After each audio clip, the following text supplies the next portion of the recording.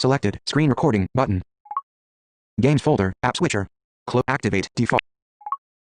Yet 0%. Image. Whole. Voodoo. Heading. Image. Degree. Arcade. Open. But. Close interstitial add button.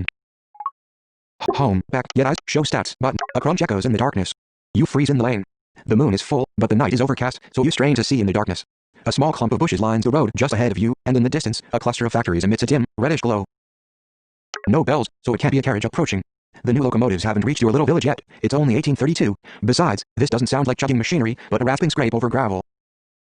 Movement in one of the bushes. The clouds part. A shaft of moonlight glints off something shining among the leaves and brambles. It's nighttime. You're alone. You've heard tales of a beast stalking the countryside, the fen lion. A ghost, a monster, a hoax, depending on who you ask. It'd make an awfully good story if you saw it. Besides, it could be someone in trouble. Or maybe you're just curious, plain and simple. I find a safe hiding spot and watch for a bit. Radio button, checked, 1 of 4. I call to whatever's there. They might I get to stick and start. I call to whatever's there. They might need help. Radio button, I sneak as close. Next, button. Next. I continue on my journey. I need to look after my own skin. Radio button, unchecked. I investigate more. A soft moan answers you. There is definitely something in there, but it might be too hurt to come out. Then again, this could be a ploy to lure you in. I investigate more closely, but I find some protection first. Radio button, checked, 1 of 3. I can, next, button. You're in this far, you can't just turn around and walk away. But you're a prudent type who thinks things through. There's no point in charging in willy-nilly. There's a decent-sized stick lying on the ground. You grab that and venture closer. Standing well back from the bush, you use the stick to push the leaves apart. The moon, now shining coldly in a clear sky, glints off something silvery. A soft growl issues from the brush. Your heart beats wildly, but you're not going to back down. It's a little like encountering a bear in the woods. The worst thing you can do is run away. Instead, you spread your arms wide, hoping to make yourself look tall and imposing. Get away, you shout. I don't want to hurt you, but I will if I have to. The fen lion makes a sound like laughter, but stops abruptly as a loud humming fills the air. You glance up. One of the stars overhead seems to be getting bigger and brighter, almost like it's falling to earth. The star grows so blindingly bright, you have to close your eyes. When you open them, an object like nothing you've ever seen is sitting on the road. It looks rather like an enormous coach, although made of silver metal and lacking horses. Lights glow in bands along its top and sides. A doorway appears, and 3 creatures step into the night. Oh my, button. The oh my, button. They remind you of pictures you've seen of the Egyptian god Thoth, slim, feathered beings just taller than you with bird-like heads and hands that end in curving talons. They stand lightly on 2 feet. Well, one says, and you're shocked that you can understand it. We found you, Beug. The fen lion snarls as another creature shakes its head. Thought you could bend the rules of your exile, did you? The bird creature asks. You stare from the fen lion to the bird creatures. The bird creatures sound like constables, and they're treating you fen lion like a criminal. I jump in and introduce myself. Radio button. I distract the creatures so the fen lion can escape. Radio button. I get a better look at that horseless silver coach. Radio button. Unchecked. Next button. I get a better look at that horseless. Next button. With the monsters all distracted by each other, you edge closer to the strange silver machine. After a moment's hesitation, you dare to run, and it doesn't look scared. Another says. Stunned, the bird creature. A scuffle breaks out behind you. One of the bird creatures whips out something like a pistol and aims it at the fen lion. There is a burst of light, and the fen lion collapses. With the monsters all distracted by each other, you edge closer to the strange silver machine.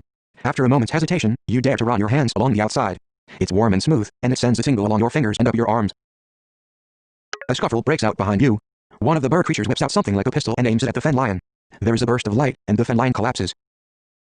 Stunned, the bird creature says, "Let's take him back to HQ." Then, it freezes. There's a human at our ship. And it doesn't look scared, another says. I'm not, you say.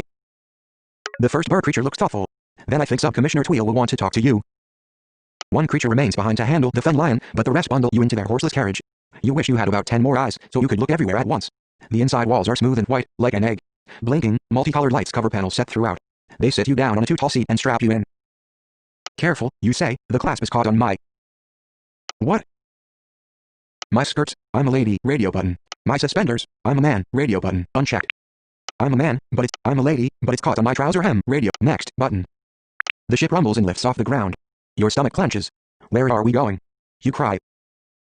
Not far. The sub-commissioner was doing her rounds anyway. She's in orbit. That doesn't make sense to you. But there's no time to ponder. The ship jolts forward. You twist around to look out the window.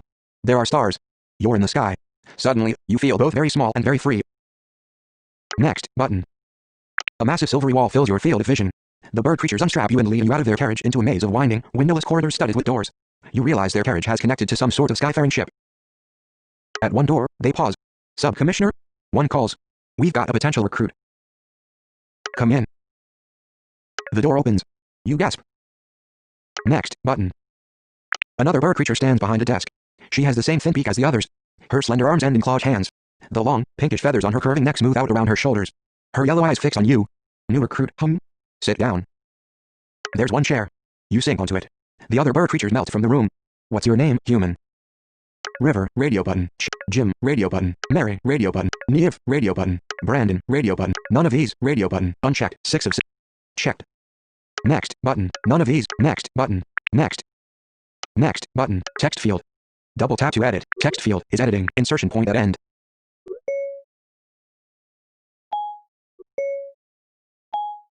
Next. Text field is editing. Caden. Character. Next button. I'm Caden, you say. And I am Sub-Commissioner Tweel of the Pan-Galactic Prisons Bureau. She meets your blank stare with a sigh. My team didn't tell you much, did they? You shake your head. Earth is not the only planet with life. There are many sentient species throughout the galaxy. My own people, the Yeti, keep peace among them.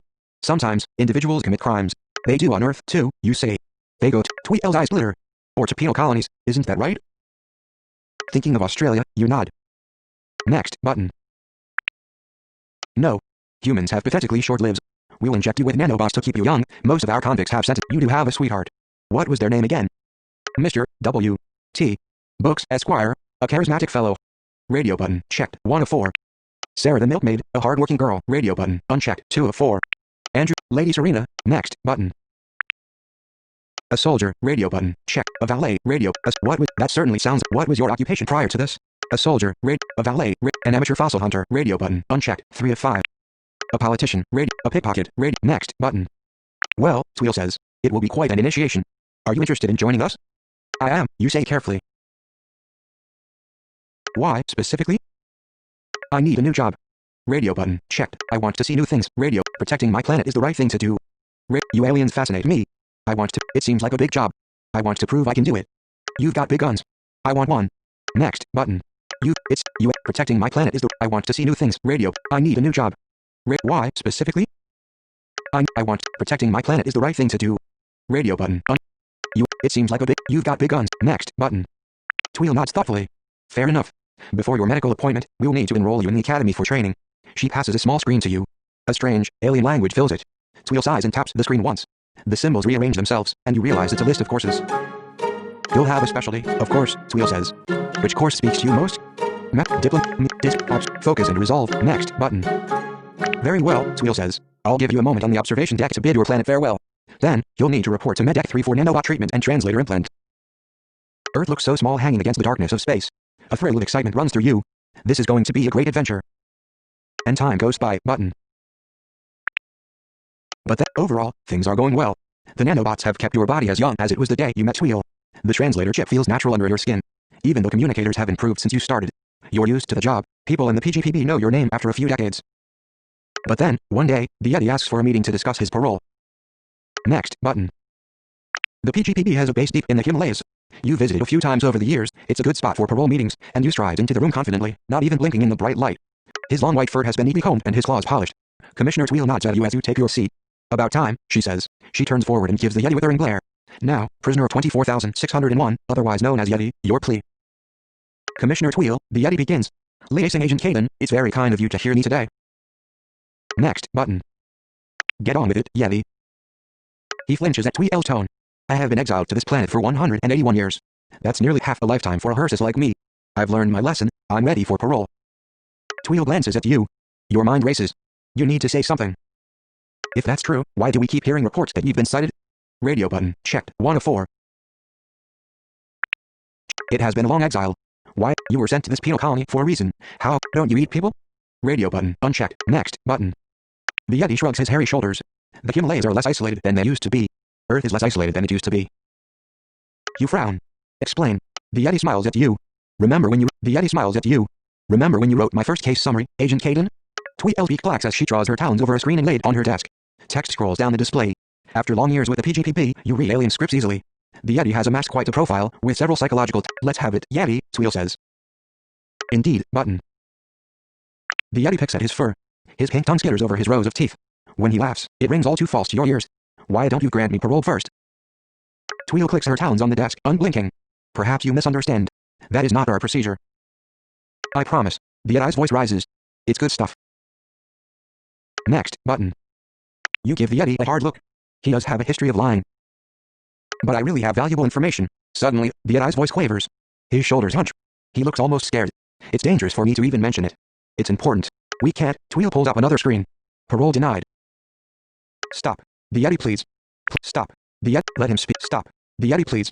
Please, Agent Caden, give me a chance. Let him speak. Radio button. Checked. 1 of 2. Send him back to exile. Radio. Next button. The desperation in the Yeti's face stirs something deep within you, and you feel yourself softening. Giving Tweel a pleading look of your own, you nod to him. All right, Yeti. What is it? Promise you'll let me go home first. I can't promise that. Worth a try, the Yeti sighs. It's coming on June 31st. That's not a date button. It's not a date, but you'll humor him. What is? You ask. I can't tell you that. It might be your imagination, but you think you catch. I've heard enough, Tweel interrupts. Turning to you, Tweel adds, what do you think? Sure, he's harmless enough. Radio button. Checked. No way. I don't trust him. Sure, he's harmless enough. No, let's schedule another hearing soon. I want to watch him more. Radio button. Question him further. Radio button. Next button. His behavior has been good, you start, but he isn't ready yet. Let's have another hearing in 6 months for reassessment. When the Yeti grumbles, you give him a sharp look. That's a lot better than another hearing in 5 years, you remind him. Indeed, Tweel says. We're done here. To your surprise, the Yeti follows the guards docilely, his big head hanging low as they leave the room. Tweel turns to you. Well done, Caden. You kept your resolve well. Tweel stands. It's been a while, Caden. Still looking to rise through our ranks? Land a desk job someday? Desk job? I love fieldwork. Radio button. Checked. I hadn't really thought about it. Tweel turns to you. Desk. I hadn't really. Definitely. I hadn't really thought about it. Next button. Well, Tweel answers. You have some time to think. As long as you don't start thinking about my job. You fiddle with your communicator. What is this assignment? Tweel's already leaving the room. You have to try to keep up. Nothing that will take too. Honestly, you've lost count of how many of the Yeti's relatives you've run into over. Which one this time? You tap the screen impatiently. The Mohau monster. Oh, joy, button. Oh, joy, button. Your laughter rings off the walls. The Yeti's cousin? Tweel isn't laughing. It's been a while since anyone checked in with her. Right. A sudden thought. Next chapter, button. Fortunately, once you get yourself back to Kathmandu, the weather will pose less of a burden. There is a PGPB safe house in the Nepalese city specifically for agents checking in on the exiles assigned to the Himalayas. It's one apartment of a block tucked away on a side street. From the outside, it looks like the others, with a red balcony and narrow steps leading up to the front door. Yawning, you take the stairs to the top floor. Once there, you press your thumb to a hidden panel. Reading your genetic signature, the panel opens, revealing a set of stairs that go up to a hidden floor. Your apartment is there. By the time you reach it, you can barely keep your eyes open. What first? A hot shower. Radio button. Checked. 1 of 4. My bed. Radio button. Dinner. Radio button. Nightlife. Radio button. Next button. Good choice. After your time in the mountains, your toes are still numb. As steaming water gushes over your knotted muscles, you sigh with relief. The next morning, you rendezvous just outside the city with a PGPB pilot who's prepared your personal transport. It's a stubby, rounded vehicle, designed for an atmosphere flight only. Though it'll never reach orbit and it's easily thrown by. The pilot salutes as you open the cockpit. She's all yours, Agent Caden. But wait, what is your ship's name? Andromeda, Serenity, radio button. Andromeda, radio button. Serenity, defined, radio button. Stone Coaster, radio button. Unchecked, 4 of 6. Check, Summer Kite, radio. None of these, radio button. Next button. You board Stone Coaster and take the cockpit. The engines rumble as the ship lifts off. Vibrations judder all the way through your sternum, and then silence crashes down. Your stomach swoops. And then the ship settles into a smooth glide. The ocean leaps and flashes beneath you, and you. Next button. With half your attention caught by impossibly green hills and jagged mountains, you fumble for the Mohau monster's file. It flashes across. Convicted for running a crooked gambling ring with her cousin. The next button. I'll communicate from the ship. Radio button. Unchecked. I'll approach her directly. Radio button. I'll communicate from the ship. Radio. I'll sneak up on her. Next button. Safely ensconced within the walls of your ship, you bring Stone Coaster's external communication system online. Pulling the microphone close to you, you think for a moment and then say, "This is the Pan-Galactic Prisons Bureau. Mohau monster, if you're here, show yourself, or what?" It's another entry on your sentence. Radio button. Checked. 1 of 4.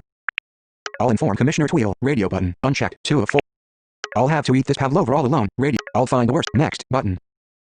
The branches shake. Shaggy shoulders come into view, followed by an ape-like head. Hurriedly, you disembark and race toward the Mohau monster. The Mohau monster grins, revealing sharp teeth. "Kyora," she says, arms folded behind her back. Her voice is soft and low, almost a purr. "Come to check up on me, have you?"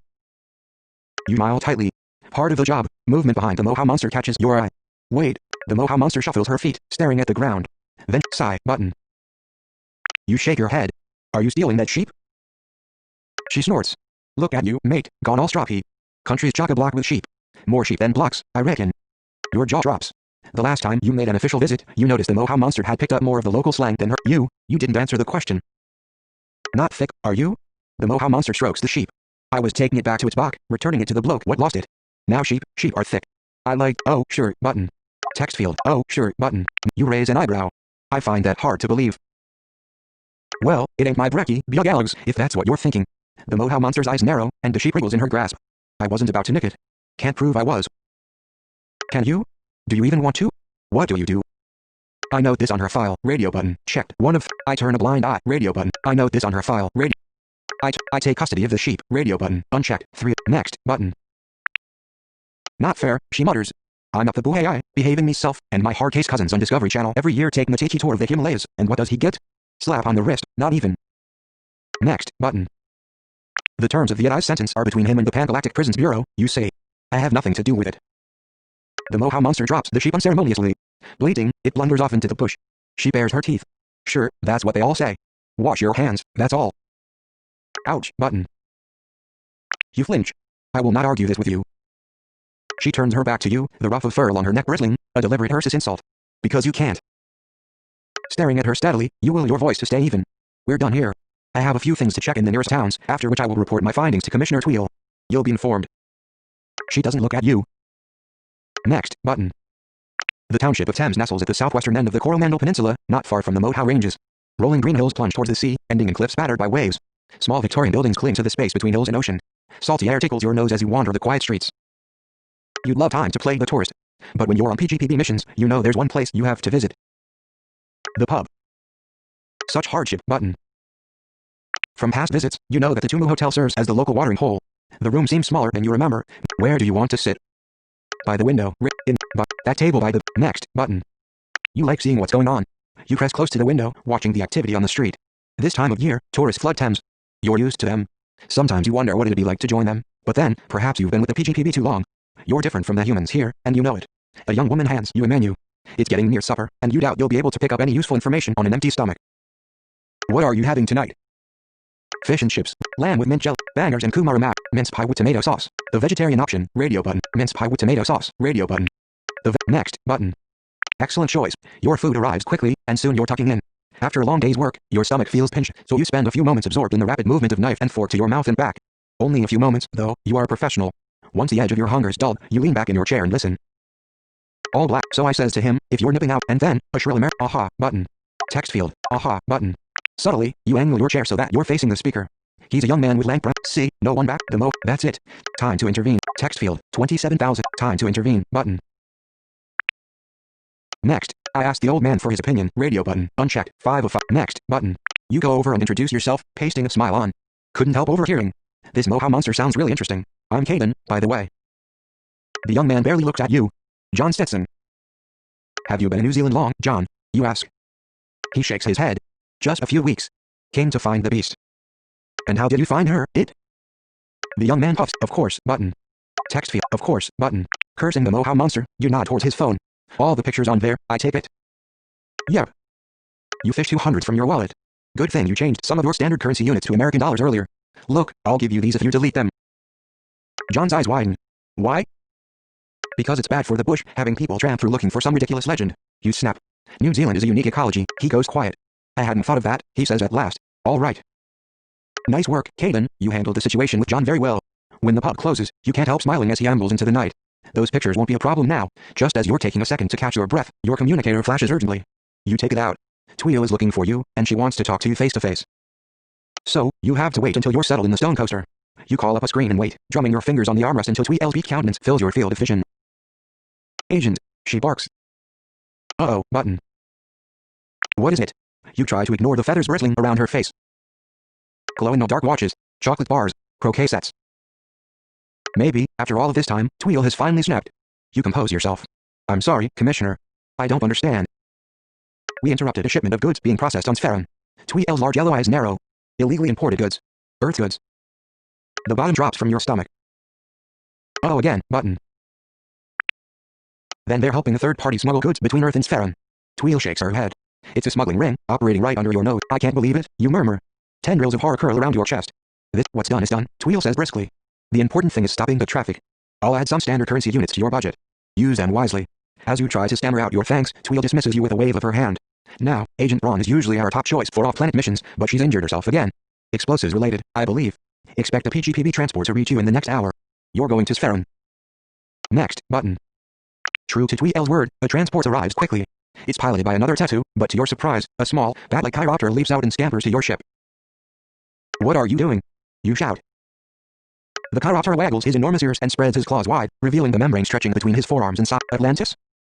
That's the one. She'll be with. As the door to the transport closes, you suppress a shudder. You're not sure fun is the right word. Not at all. Next chapter, button. Pulsing neon.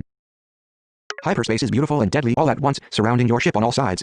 Pinks and yellows merge and meld around you, shot, waves of energy pummel the ship. Boom, button. Boom. Disengage gyroscopes. I searched the manual for the documented fix. I work with my remaining scope. Next, button. With a soft shudder, the flagging gyroscopes release entirely. It's almost like the ship's size in relief. With the damaged instruments no longer affecting the ship's systems, you're free to see about getting yourself out of here. It'll just take intense concentration. For the next several minutes, your universe narrows to the ship and the streaming ribbons of color that lash it. Your focus is absolute. That's one of your skills as a PGPB agent. Committed to the task at hand, you calmly pilot the ship through volatile hyperspace. A black rip opens in the pink-yellow-orange tapestry. It's the warp gate. You've done it. Clouds race across the surface of Sphæren. It's about the size of Earth, but smaller enough that you'll have the strip. Descend, button. Once seen, never forgotten. With cloaking up to maximum, you hover over it, searching for an inconspicuous place to land. Tangled alleys and lanes spill off the main street. No fear here, button. There's a vacant lot not far from the strip. You wedge the ship into a distant corner and disembark. Immediately, you wince. A steady drizzle falls on your head. It feels like the dampness is seeping right into your bones. Streetlights shine off the slick streets, almost like they're pointing you to the strip. But before you can start investigating, you need a plan. I investigate in full uniform. Radio button. Checked. 1 of 3. I pose as a tourist. Radio button. I investigate in full uniform. Radio button. Checked. 1. I pass as another smuggler. Next. Button. This is official PGPB business, so why wouldn't you wear your official uniform? Better these convicts know who they're dealing with. You pause by a puddle to straighten your lapel, and then head into the streets. Next. Button. Hang a left. Button. Once you turn off the main strip, you get more looks. The bars and clubhouses get progressively more run down the further into the back streets you go. A Hearsis, a spheroid, and a bat-like chiropter lounge down a dead-end alley. The Hearsis. Radio button. Checked. 1 of 3. The chiropter. Next. Button. Maybe it's the Yeti and Moha monster lingering in your mind, but you approach the Hearsis. He stretches, muscles rippling under his pelt. What? He grunts. You flash your badge. Pan-Galactic Prisons Bureau. Here to ask some questions. Walk with me. The Hearsis glances to his companions, but then shrugs and follows you just out of their earshot. I didn't do nothing, he says. We know about the contraband, you cut in. Oh snap, button. To his credit, the Hearsis recovers quickly. I might have heard a rumor. You straighten. You are required to tell PGPB authorities of any illegal activity, suspected or otherwise. The Hearsis snarls. And now I just forgot my rumor. But I might remember it for a price. You don't have to take that, Caden. I berate him. Radio button. Checked. 1 of 3.